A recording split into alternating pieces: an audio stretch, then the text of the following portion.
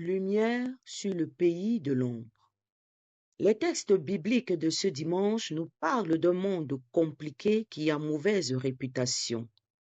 C'est le cas des territoires de Zabulon et de Nephtali au nord de la Galilée.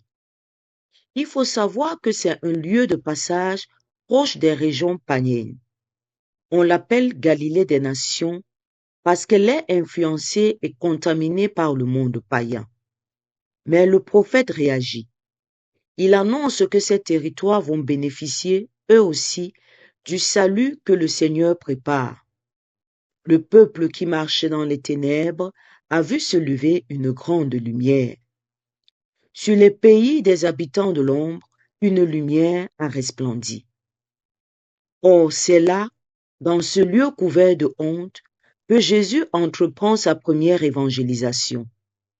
Tout commence loin de Jérusalem, en plein cœur de ce monde bigarré, un monde païen où l'on ne cesse de s'affronter et de se diviser.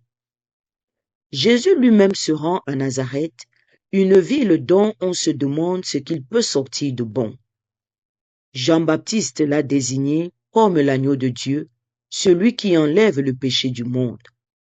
Sa priorité va donc vers ceux qui sont le plus loin de Dieu, ces terres maudites, terre de péché et de ténèbres. Il vient habiter à Capharnaüm. Cette ville évoque encore aujourd'hui le plus sombre des ordres. C'est de la part de Jésus un défi lancé au péché et à Satan, et c'est en même temps un acte de foi extraordinaire en l'homme. Il aurait pu se dire qu'au point où ils en étaient, il ne pouvait pas compter sur eux. Or, c'est exactement le contraire qui se passe.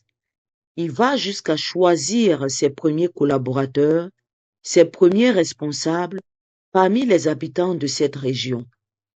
S'adressant à Pierre et à André, il leur dit, « Venez à ma suite, je ferai de vous des pêcheurs d'hommes. » Il n'appelle pas des champions de la Bible ou de la liturgie, mais des gens tout à fait ordinaires, de simples pêcheurs. Il nous appartient d'en tirer les conséquences pour notre foi. La première, c'est que nous sommes tous appelés tels que nous sommes. Le Seigneur n'appelle pas les plus capables, mais il les rend capables. Nous avons des témoignages de repris de justice et même des terroristes qui se sont convertis à Jésus-Christ et qui témoignent tant qu'ils peuvent de cette rencontre avec lui. Tout l'Évangile nous montre qu'il est venu chercher et sauver ceux qui étaient perdus. C'est ce qui s'est passé pour Saul, le persécuteur et bien d'autres. La bonne nouvelle de l'Évangile est pour tous. Aucun être, aucune situation n'échappe à la proximité et à l'amour de Dieu. C'est pour nous un appel à changer notre regard sur les personnes et sur le monde. Trop souvent, nous avons un regard méfiant ou désabusé. Si nous voulons être disciples et missionnaires, nous devons nous tourner vers le Christ et nous laisser guider par lui. Il nous apprendra à accueillir chacun tel qu'il est, à lui faire confiance et à lui donner toutes ses chances. Nous sommes appelés à être l'amour du Christ. Quand le pape François invitait l'Église à aller vers les périphéries, il ne faisait qu'actualiser ce qu'a fait Jésus. Le suivre, c'est aller avec lui à la rencontre de toute l'humanité. C'est se rendre proche de chacun et surtout de celui qui vit à la marge. La tentation est grande de se dire « À quoi bon?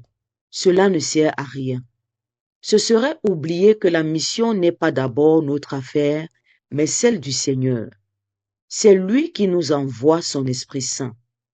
Il agit dans le cœur de ceux et celles qui se mettent sur notre route. Sans lui, rien n'est possible. Jésus, le Galiléen, est toujours là, vivant et agissant au cœur de son Église. Il est la lumière pour éclairer toutes les nations. Nous pouvons toujours compter sur lui. Rien ne peut nous séparer de son amour. Suivre Jésus, Ce n'est pas s'enfermer dans un système religieux en se disant qu'on a toujours fait ainsi. Quand il nous appelle, nous devons savoir qu'il nous conduira sur des chemins que nous n'avions pas prévus. C'est en nous rapprochant de lui que nous apprendrons à voir les autres comme des frères. C'est l'appel que nous lance l'apôtre Saint Paul à l'occasion de cette semaine de prière pour l'unité des chrétiens. S'adressant à la communauté de Corinthe, il nous rappelle que les rivalités missionnaires sont sans intérêt. Il n'y a qu'un seul Seigneur qui envoie Apollos, Paul et Pierre. Les divisions entre chrétiens restent toujours un contre-témoignage. En ce dimanche, nous entendons l'appel du Christ. Il continue à vouloir sauver ceux qui vont à leur perte.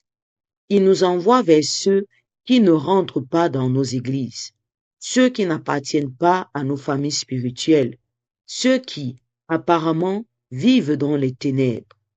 Son regard sur la Galilée des nations et les pêcheurs du lac était plein de miséricorde. Il compte sur nous pour avoir le même regard que lui sur le monde d'aujourd'hui. La qualité de notre regard reflète celle de notre foi. Nous n'avons pas à douter de l'attachement de Jésus à chaque être humain. C'est avec lui que nous deviendrons pécheurs d'hommes. En nous rassemblant à l'église en ce dimanche, nous venons puiser à la source de l'amour qui est en Dieu. Nous nous nourrissons de sa parole et de son Eucharistie. Nous lui demandons qu'il nous donne la force et le courage pour la mission qu'il nous confie. Toi qui es la lumière du monde, toi qui es l'amour, mets en nos ténèbres ton esprit d'amour. Loué soit Jésus-Christ, à jamais.